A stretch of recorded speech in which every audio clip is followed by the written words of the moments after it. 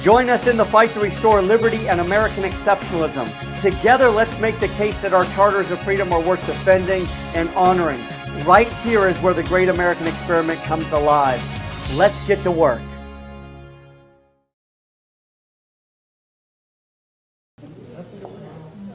This is a guy that has taken an oath to uphold our fundamental liberties. And he's run with an argument that is very popular right now, and that's public safety. Public safety. There's this notion out there that you have to choose one or the other. The bottom line is that both liberty and public safety can exist simultaneously. If you follow a constitution, you can have both liberty and public safety. Or are you going to eliminate all risk? But here's the interesting thing. Let me show you how this plays out in a college classroom. I walk into a college classroom the same week that Lindsey Boogeyman Graham, as I like to call him, made this statement. And I put this up on the screen for my students. And I asked them, how many of you guys agree with this? 90% of the hands went up. I agree with that. They're coming after us. Right? They're on our trail. The terrorists are coming after us. We've got to protect ourselves. And I said, tell me why you're willing to give up that information. Why are you willing to allow the government to seize your Verizon information? Who you're calling, how long you're talking to. Why are you willing to do that? And what is the common response? Just what he said, I have nothing to hide. That's what they said. I have nothing to hide. And this was my response. Anyone here willing to take off the curtains to their home, their living room, their bathroom, their bedroom? And not a one raised their hand, to which I responded, what do you have to hide? What do you have to hide? If you want to keep the curtains up on your home, you must be doing something inside that home that's not up to par. You're not riding that line. You're not obeying the law. What are you doing inside that home that we need to be concerned about? Well, no, everything's on the up and up. Then take your curtains off. And we have this, it just goes around and around. See, Lindsey Graham and much of the American culture says this: the Fourth Amendment is designed to protect those things that are criminal in nature. Think about that. They are telling you that the Fourth Amendment is designed to only protect those things that are criminal in nature. Nothing could be further from the truth. The Fourth Amendment is designed to allow you and me to control the information, to decide when we want to disclose that, to decide when we want to make it public. We get to decide that. And if the government wants access to that information, what must they do? Get a warrant. Get a warrant. And here you have Lindsey Graham saying, hey, this is a real threat. And with real threats, we kind of put the Constitution over here and don't think about it. You know, we kind of put it on the back burner because we got a real threat going on here. Listen, if our freedoms don't matter, when times get tough, they don't matter at all during peacetime. So listen to this. Listen very carefully to Tom Harkin of Iowa. What this bill does is we finally take that step. As our leader said earlier, we take that step from health care as a privilege to health care as an inalienable right of every single American citizen. As I said before, this bill is not complete. I've used the analogy of a starter, and which we can add additions and enhancements as we go into the future. But like every right that we've ever passed to the American people, we revisit it later on to enhance and build on those rights. And we will do that. Unbelievable. Yeah. Yes. I submit that, well, I'm going to use the health care bill as an example. I submit that they haven't defined the problem correctly. And that's why we have the health care bill. Mm-hmm. Right, and I wish we had more time to really get into that. I want to outline really the fundamental point here, and that is, where does he say freedoms come from? Them. Come from government. You know those crazy guys that wrote that document in 1776? You know, that the red-haired wonder, 33-year-old Thomas Jefferson? He was a crazy guy. He got it wrong. It's not endowed by your creator. It's endowed by the government. That's what Tom Harkin's telling us. They got it wrong. It's only government that can liberate you. Only government gives you freedom. And listen, I've given you 4 examples. I could give you many other. Dina Titus out of Nevada. said this. Dina Titus out of Nevada, congresswoman, said, the powers that the federal government has are those powers that when you look at the 10th Amendment, if it's not forbidden in the first 9 amendments, we have the power to do those things. This is a congresswoman that the people of Nevada elected. Those things that the first 9 amendments tell us we can't do, we can't. But anything beyond that, we can. How do you like that nonsense? It's because they keep re-electing Whorehouse Harry. Well, there you go. I wanted to tell you about what this underlying philosophy. I mean, these aren't just people that are standing up and coming up with these ideas on their own accord. This is a philosophy that's permeated the American culture for the last 100 years. And guess where it started? In large part with a man by the name of Woodrow Wilson. Now, I really want you to understand this, because I know sometimes when we get together, we throw Woodrow Wilson's name around, we throw FDR, LBJ, Barack Obama, but I want you to understand their words. And I want you to understand how their words have become a reality in 2014. Here is what President Wilson said. If you want to understand the Declaration of Independence, don't read the preface. Think about that. If you want to understand the Declaration of Independence, don't read the preface. What in the world is the preface?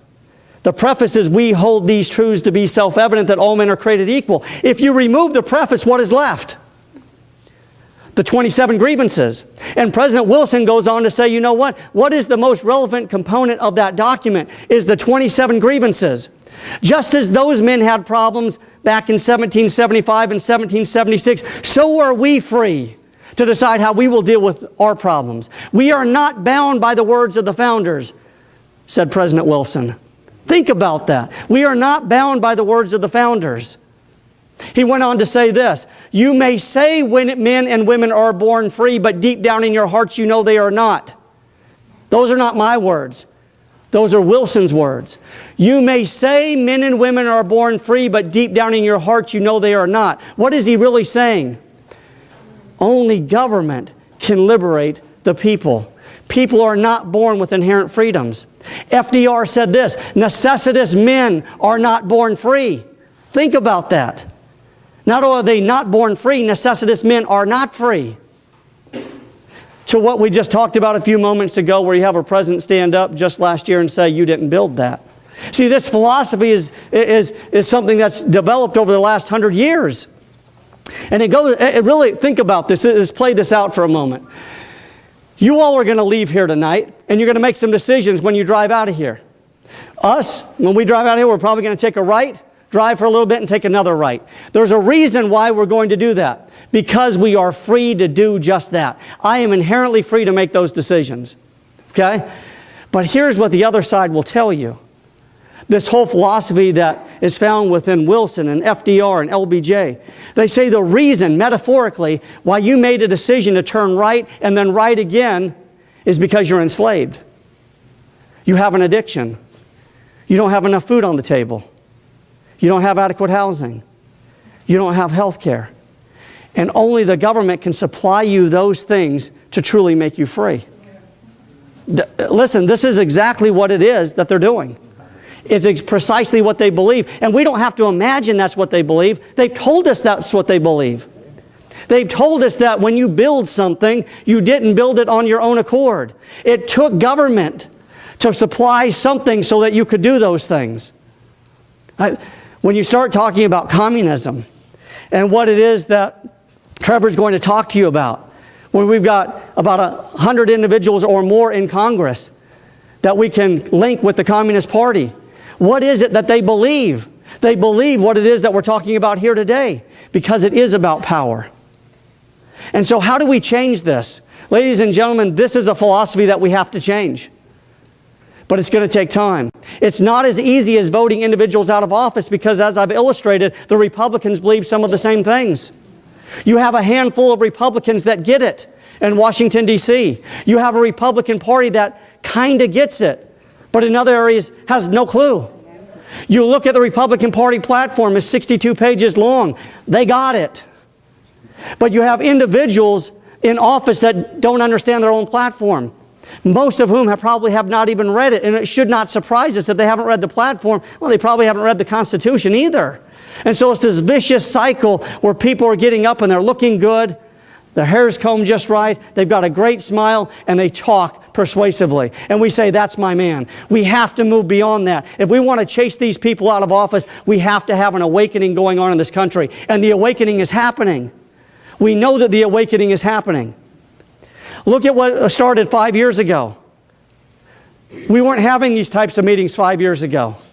People weren't coming together, whether it's the Tea Party, conservative groups, and federations and coalitions. They weren't happening. They're happening today. There's an awakening that's happening. People are saying enough is enough. But in order to ensure that this movement has longevity, we've got to bring more people to the table. We've got to open our mouths, and when we understand these ideas that we've talked about tonight, it makes it very easy to have a casual conversation. And let me tell you why it's easy to have a casual conversation. Nobody in this country wants to be told what to do. And if you want to start looking at platforms and communism versus free enterprise, which philosophy tells people what to do? There you have it. Why aren't we having this discussion? This is how you turn people's philosophies on their heads, by asking simple questions and then saying, if that's your philosophy, which avenue provides the best solutions for us? This is an incredibly easy message to sell, but we're not selling it like it needs to be sold. And I'm not necessarily referring to you. I'm talking about the movement in general. We've got to rise up, change the culture. We continue to fight election cycle battles. They are important. Fighting the cultural battle is 100 times more important. We've got to change the way people think, because Woodrow Wilson couldn't stand up in 1910 and sell his argument to the American people. He couldn't do it. He knew that the only way that they could happen was to embrace the culture through media, eventually TV, eventually radio, the newspaper, magazines, the schools, everything. So now we wake up today and our schools, our kids come into our classrooms and say, yeah, government gives us our liberties. Where did it come from? This is 100 years in the making. And let me just close with this. And then I'm done, even though I wish we had another 3 hours. When I was 8 years old, my parents divorced. And I was living with my father. And at the time, my father was living in Globe. And my mother was living in the Phoenix area and would drive us up every other weekend after we visited with her for the weekend. And I remember just as a kid trying to grapple with those with the dynamic, the family dynamic. It was very uncomfortable. And I remember as we approached just beyond Superior, there was a big mountain. I remember every time the same song would be playing. My mom would always play it. And it was Annie, tomorrow. The sun will come out tomorrow. And I remember as a kid, every time I heard it, being 8, 9, 10 years old, crying. Just crying and thinking, there is a better tomorrow is coming. It's within our grasp. And it's within our power. We can make those things happen. A better tomorrow is possible. I believe America's best days are yet to come. I make no bones about it. I know it's going to be hard. But if people like this continue to come together, we can have a real impact. And we can restore America back to the great nation that it was always intended to be. Thank you so much for having me.